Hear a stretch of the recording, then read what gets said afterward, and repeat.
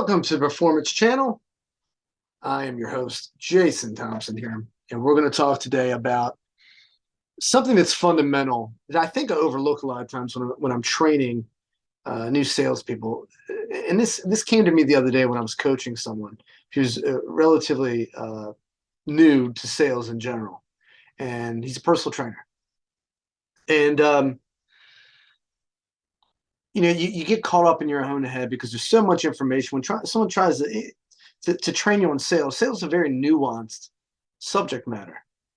And it can be very confusing when you're being bombarded with all this information and all this human psychology and when to do this and when not to do this. And sometimes I take it for granted because it's sort of been ingrained in me. And a lot of this stuff comes natural to me that maybe someone doesn't get it right away and they put too much pressure on themselves. So we're going to talk a little bit about what your approach should be when you're brand new initially. First thing I want to recommend to you is, and this is let's say from a personal trainer perspective or a membership sales consultant, or even if you were brand new at selling your own service that's in the health and wellness industry, a massage therapist or otherwise. First thing is relax, guys. As performance, as it says right here on the screen, performance, you cannot perform at your highest levels when you're stressed or in your own head. It affects your performance when you're too conscious about what you're doing. All right, so if you're playing sports, right, if you're thinking about what you're doing all the time, you're not going to be in the moment, which means you're not going to play well. If you're in your own head, acting is a great lesson. I do acting as well. Acting, one of the worst things you can do is get in your own head. You should be paying attention to your other person. You can't be too self-conscious if you're putting all your focus on someone else. Can't do that at the same time. That's a great acting lesson. So you're playing off the other person. Who I always say our dance partner is the other person. So put your focus on them. Put all your attention on trying to help this person.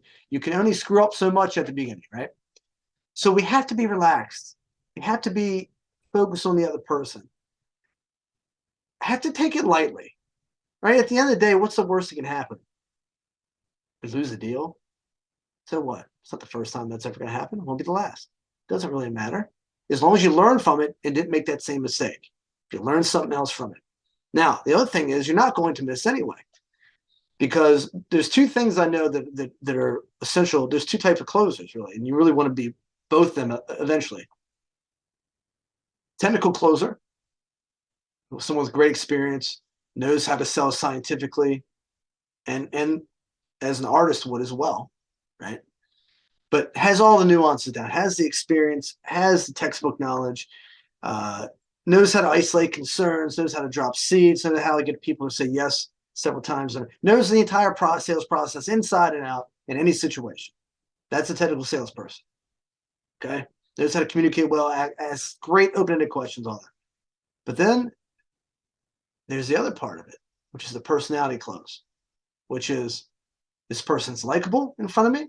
This person's genuinely curious, wants to help me, trying to help me find solutions, is spending time with me. All the things that you don't necessarily have to be skilled for. Doesn't take any skill to be friendly, to be professional, to ask great questions. Well, it does take skill to that. To be pleasing, to smile, to joke, to build rapport. It doesn't take a lot of skill to do that. I mean, build rapport you do. To spend time, doesn't take any skill to do that. You can spend time with somebody, trying to help, to provide excellent service. Doesn't require a lot of skill to do that. To show your personality, to have fun with the person. Make them laugh. Make sure that it's easygoing. That's a personality close. Eventually, you're going to get good enough to add that technical side of things, all those sales skills, and now you're a multi-dimensional closer. And that's what you really want ultimately. But in the meantime, relax and use your personality. Let it shine through. Remember, guys, you don't have to be perfect right away. When you're meeting somebody, keep in mind that one of the advices that I give new people, let's say that it's a telephone inquiry, they're on the phone. Don't sound like a cold caller. Don't sound like everyone else. Because people have learned, they're conditioned to filter those people out. They're being bombarded every day with marketers, advertisers, billboards, social media ads, click funnels. I mean, all kinds of various tricks and methods of getting your attention. And we're all programmed through that experience every day of weeding those people out. So if it's the same old drone cold calling sort of mentality and approach, even if it's in real life, people are going to filter that out. They're not even going to listen to you. So how do you overcome that? Don't be like those people. In other words, don't be robotic. Be you, because you're the only you there is. So that's automatically going to set you apart now, isn't it? So, bring enthusiasm. That never goes away, no matter what. Enthusiasm, some passion there. Joke around if that's your personality. You don't have to be over the top. I can be a little over the top at times, depending on what person is in front of me. But that's my personality. I'm not recommending for you. Play it off of the person. What are you dealing with? But don't overthink it. And remember, guys, as you're going through this, the situation will dictate what you say next. Yes, there is a certain structure to it that you have to hit X, Y, and Z as you're going through. I need to find their driving one. I need to figure out what their goals are. I need to get them used to saying yes to me. I might want to perform a single assessment or so. I want to get them, discussing fitness and behavioral modification and these sort of things. Yes, I want to do all that. And we're going to. And there's certain questions I'm always going to ask no matter what. But the situation will dictate, well, maybe this time I'll do a little bit differently. Allow yourself that pliability and flexibility. Allow yourself to say, oh, this would be a good time to introduce possibly this. Or, oh, that's interesting, possibly this. In other words, there's a flow to that sale, and the flow is dependent upon the person and the situation and what you happen to be discussing at that time. So it's totally cool to do that. So be flexible within that. Take the pressure off. Don't be robotic. Be a human being, because that's what's going to help you connect with this other human being. And that's what's going to make you likable. It's what's going to make you empathize, and it's going to inform them on how you're going to be when they invest in you. Oh, this guy gets it. This woman gets it. She's going to help me, whereas somebody else didn't help me before, because they're spending the time to really get to know what I specifically need as a human being, and she's going to customize something for me. Really? Because at the end of the day, as long as you're taking care of those basic fundamental things, you can close a lot without having a whole lot of technical skill right away. But you got to be able to do that. And in order to do that, you cannot be stressed out about doing everything perfectly right. Don't worry about that.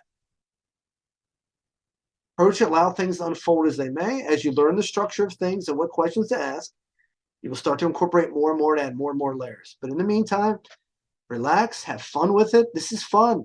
There's only opportunity. There is no downside. All you have in front of you every day is opportunity. That's the way you need to look at it. And you're going to close them all because you're great. And you're process oriented, and you're worried about helping that person find solutions for their problems. And out of that, you're going to get the result you want. You're not results driven. I mean, you are in the sense that you want to be successful, but that's not what your focus is, where your focus is placed. Your focus is placed on the process, as we always talk about, and on your dance partner, that other actor that's there with you. Place the focus on them. You don't have to be self-conscious because you're helping them. They're self-conscious because they're the ones worried about that. And you don't want them to be self-conscious either, because you want them to dance with you and just relax. Just relax. That's all I'm saying. Just relax. Allow things to unfold as they may, and that will dictate what you should say next and what goes next in the presentation. If you don't remember, or if you're stumbling, or you don't know how to do it perfectly yet, it's okay. It's okay. That's all I'm saying. Have a good time with it. Learn from it. Every situation is an opportunity, and it's a learning process. And then we're going to just continue to add new tools to our tool belt and new strategies and methodologies. But at the end of the day, they buy you. So start with that, because you'll sell half the people just doing that. So focus on you, your personality, having fun, steering the ship, conductorship, and you'll be just fine.